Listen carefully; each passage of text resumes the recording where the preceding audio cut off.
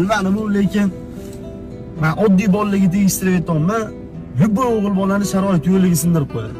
Любой o'g'il bola.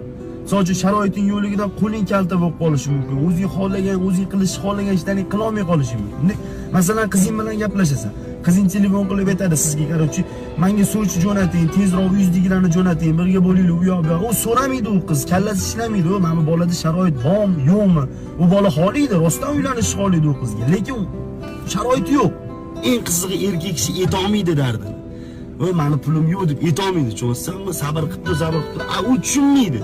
Boshqasiga deyib ketadi, boshqalar ana bola bechara sinib qolib ketadi-da. Eng zo'ri shu. Любой o'g'il bolani sharoit yo'liga sindirib qo'yadi. Yaxshi ko'rgan narsasiga erisha olmaydi. O'zi xohlagan narsasiga erisha olmay qoladi. Eng yomoni mana shu yuragida turadi u narsa. Aytolmaydi hech kimga. Voy, faqat Allohga ayta oladi-da. Shuning uchun nima ham deymiz? Alloh hammamizni mushkulimizni